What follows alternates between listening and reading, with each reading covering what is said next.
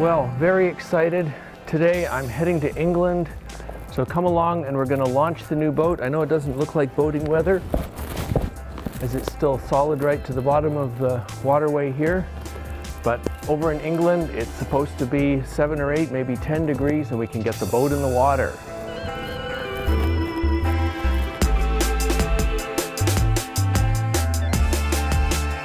Okay, well, climbing on the plane, I got 2 bags because I'm trying to take as much stuff as we can, as we're going to be moving on board in a couple weeks, and I wanted to use up my luggage allowance. This weighs a ton. We'll see if we're over on the weight.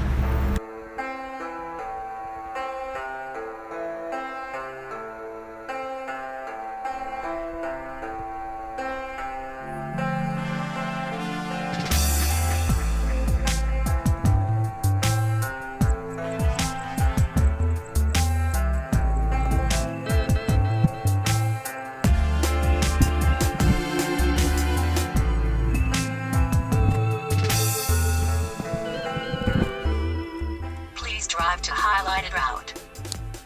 Well, okay, off to the highlighted route. This is exciting. It's even stopped raining, and we've got the car sorted, and man, the baggage was flippin' heavy. This idea of bringing tons of stuff for the car may have been a mistake. Anyway, we're loaded it all up, and we'll go down to the shipyard.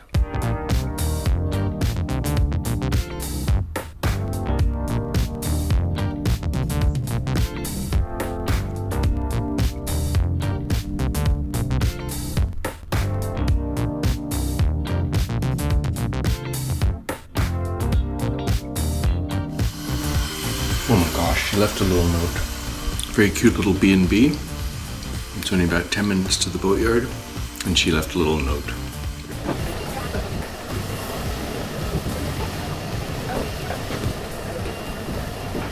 Get over this way. No, I'll send that way.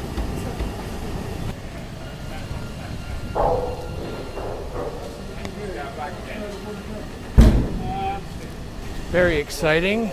She pulled out of the factory hopefully for the last time. She looks great. This is amazing. So tomorrow we got to take it down to the water at Saxon Wharf. Hopefully nothing's going to go wrong with that.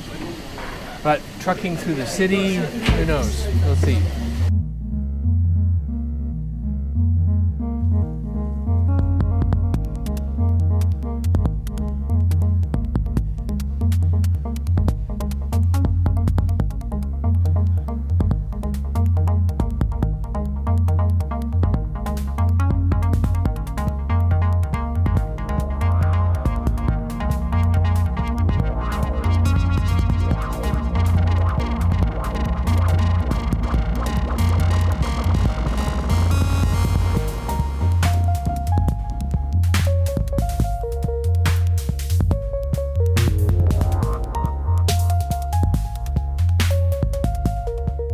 We're driving into Southampton, the town where my father was born.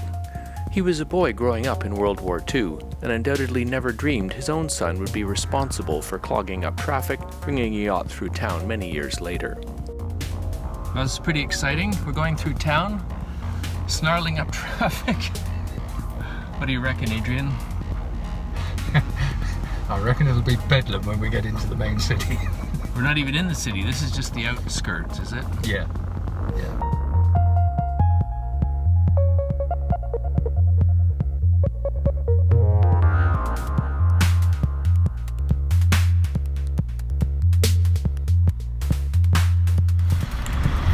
That's cool, all-wheel steering. Unforeseen delays mean the launch has to be rescheduled until Sunday, 2 days from now, and I take the opportunity to spend Saturday on board, poking around to see what's changed since we were on board at the Dusseldorf boat show 8 weeks ago. Well, it is freaking cold out here. It was just snowing a minute ago. It's -2 and there's an amber alert, which means some sort of imminent risk of potentially hazardous freezing conditions. We got the boat here ready to launch tomorrow, so we'll film that. Right now, let's go down and warm up.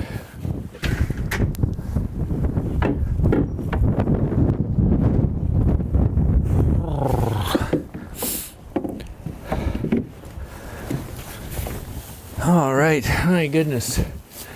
It's freaking cold out there. I closed this hatch up. We haven't got a heater on yet. It's quite a bit to be done still. Oh my goodness.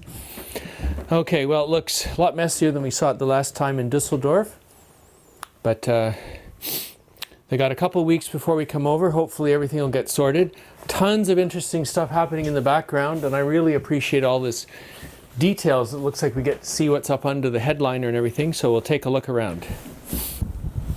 Starting to snow again. I'll get the lights on. Let's try this out. We hadn't seen light switches before. Well, that's pretty cool. That one does. Yeah, there we go. So it looks like the lights have been done up with what we were hoping for is a neat way you can turn on from two different places using relays. It's a nice system. The ceilings are down. I was really admiring and hoping we'd get this ceiling system sorted out. It's different than what we've seen in the past, and it's very robust, very labor-intensive method of making ceilings. It looks like you can suspend this part of the ceiling and then just clip on the pieces which you can take off, pull on and take off, which is really pretty great. A lot of the interior looks pretty much like it did at the boat show, and most of the work has been going on in the background. So there's systems going in, the stereo is in, and a lot of the behind the scenes stuff that wasn't done before has been done. Looks worse because everything's pulled off, but again you can see this incredible ceiling system that's being done where these pads are put up and then attachment points go in and these nifty things push into them. So that's a really great way to have a boat that's built for the long term for servicing, to be able to service the boat that way, look after and get at what's behind all these ceilings if you're doing work like here on the motors for the electric windlass. That kind of thing. You need to get at that, and then you can pull the ceiling down this way.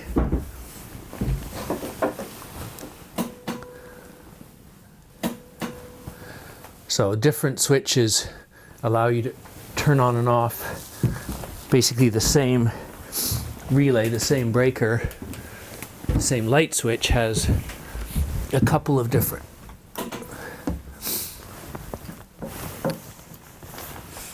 switches operate the same thing.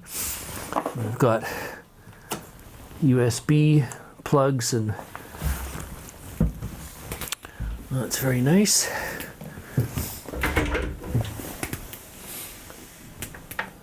The closets have the electrics done now for the light when you open it. So it looks like kind of a disaster, but really a lot of the stuff, so much of what you see on a boat is all under the surface anyway, so it might look like a bit of a disaster, but it's nearly there. And hopefully in a couple of weeks when we come back, they'll have sorted all this out, as well as got all the other commissioning stuff done, like getting the mast sorted, squared away. Plumbing, everything that I see in the background, it's really nice. So the way that everything has been installed, when you can sort of get down and see in behind everything, it's well done. But there's still a bunch of work to do.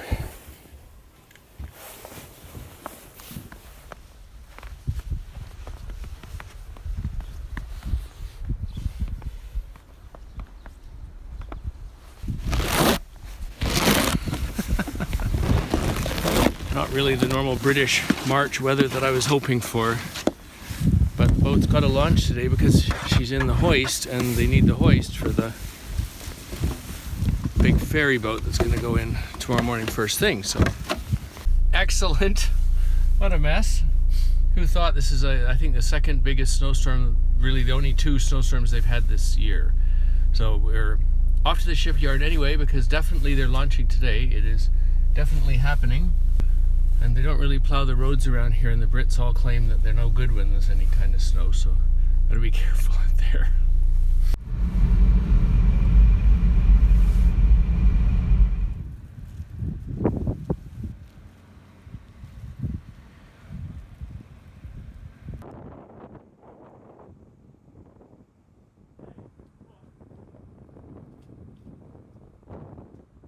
I guess it's appropriate that our Canadian boat gets a taste of snow.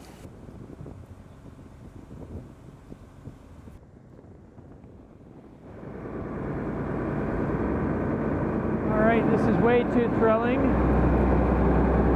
Way too freezing cold. Been a bit of a delay. We've got the engineers on board now to make sure everything's okay. As they pulled up all the floorboards, you want to get the floorboards up so you can see that there aren't any leaks or anything.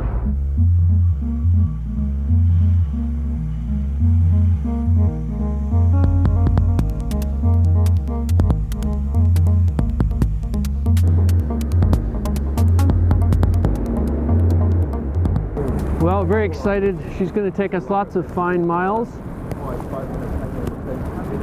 We're not going to... There we go. So I'll put a bit in a glass.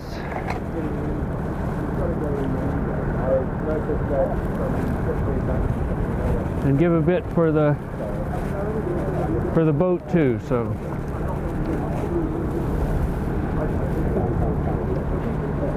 It's perfectly chilled. Should have done hot chocolate today. Oh well.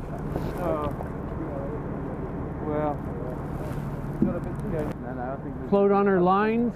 We're quietly confident. All right, let's do it. Well, if no one's having it, I guess the boat should have the rest of it, eh? She needs it. All right. Yay!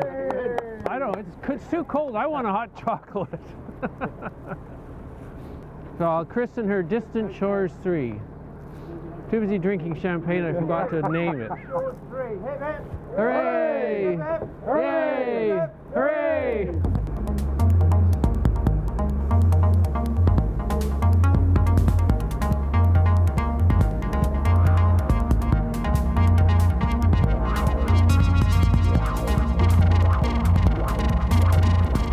Oh, she's floating, woohoo! She's in the water and she's floating and she's fairly light. So she doesn't have the weight of the rig or the mast yet, but the boom is on board. No anchor and chain. She's floating! So now they'll drop her down. They'll take the last of the weight off, I guess. Or they're lifting her up. They're lifting her up? Don't know what's going on. We're just putting it back in the water and we're then going to move it down to the top. Slings are off, she's floating. High on her lines, of course, without the mast and anchor and chain. Looks pretty good though. And they sorted out a few of the little... There was a couple of little problems with skin fittings and just tightening up the through hull. I think it's sorted. Now they'll walk it forward and then see if we can get the engine started. That's all right. And motor it out of the slip. Well, she's floating. It's gone up to 0 degrees. The snow might be starting to melt. What do you think? Is it warm down there, is it? Have you got a cup of tea on? You are right now. Hey, do you have the stove on? Are we making a cup of tea? No. So how did it go today? Actually, really good. Really happy with the way it went. Went down well. Everything's fine. Stage 1 complete. Now we have to. So what was the? there was a problem with one of the through hulls. It was one of the transducers. Basically, it just wasn't seated properly in its actual fitting. Oh yeah. On there. Is that the big one, or one of the normal little guys? The normal little guy on the right here. Starboard side. This one. So Yeah. basically, it's got a directional arrow, and on the front of the actual through hull fitting itself is a little notch. And on the underside of the fitting is a little notch, and the arrow's kind of over here, so it just wasn't quite seated down fully. Yeah, I have had that before. Yeah, so, yeah, that's not a biggie. So that's a big part of when we first get it in the water, to make sure there's... Massive part, and that's why we leave it in the actual strops. Because Yeah. if we get any sort of leaks or weepage, then we can hold it in the strops, lift it up out of the way, and sort the issues out that we have. But fingers crossed, as usual, we don't have any issues. A minor leak in the engine cooling water system requires a replacement part, so we warp her into a berth for the night and return to step the mast the next day. Monday is another cold day, but -degrees and snow on the deck doesn't seem to stop the British yachtsmen from getting out on the water. This mast, made by Selden in the UK, is 66 feet, that's 20 meters long, roughly the height of a 6-story building. The plan is to have the crane lifted up, holding it by the upper spreaders. Even though much of the rigging hasn't been fitted yet, the weight is still substantial. Steve operates the crane using a small remote control unit. The forklift will support the weight of the bottom until it's hanging straight down. Then the crane can walk it out over the boat. So we're raising the mast using this really snazzy crane, a 200-ton hoist. It's got an enormous mast crane up on the top. So it lifts the weight of the mast, and the center of gravity they're using a very high lift. Meanwhile, the forklift is lifting the other end of the mast just to keep it safe while they get the rig lifted up. And now that'll be let off, and then it'll just be the mast crane as it walks out. So right now the mast is being lifted by the mast crane that's set up on top of the incredible travel hoist. So Cheryl's given me a coin that we're going to put under the mast.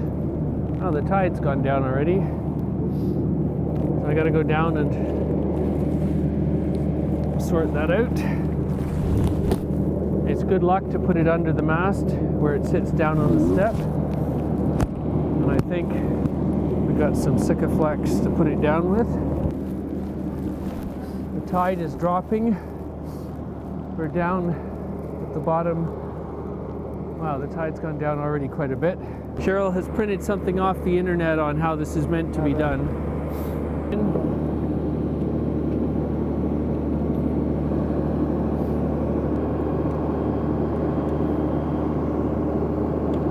There we go. So this coin is from the South Pacific Islands. So we'll hopefully get there and it'll be good luck. So. Okay. Don't know what else we're supposed to do other than put Sikaflex on to make sure that the coin arrives. That's probably plenty, isn't it? 100%, okay. Okay. Well, good luck. Distant Shores 3 and getting on successful voyages with the mast nicely stepped. There we go.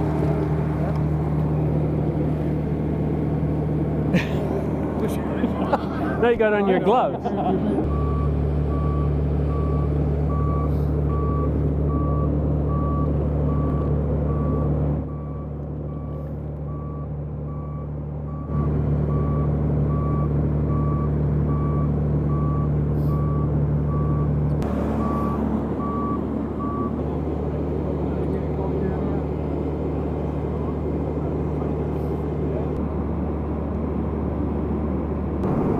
Wow, there's the wind.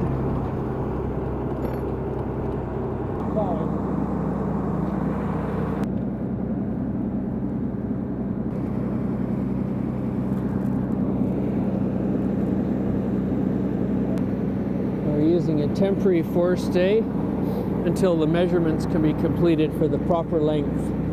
Since this is the first boat built of this to this spec, I got to make sure that it's right. So this is just a temporary forestay. Shrouds are the permanent standing rigging wires that support the mast side to side. These ones run to the very top of the mast and are called cap shrouds. Fitting the mast for the very first time, the caps have been made up and the crew are getting them on. The fore and aft standing rigging, called stays, will be measured and cut in place. For now, the crew are fitting temporary back stays and 2 forestays to hold the rig in place so the crane can let go.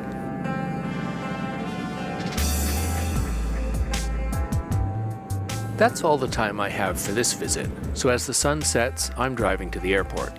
Sheryl and I will be back in April, as it will surely warm up and we can get out sailing on our shakedown cruise in just a few weeks.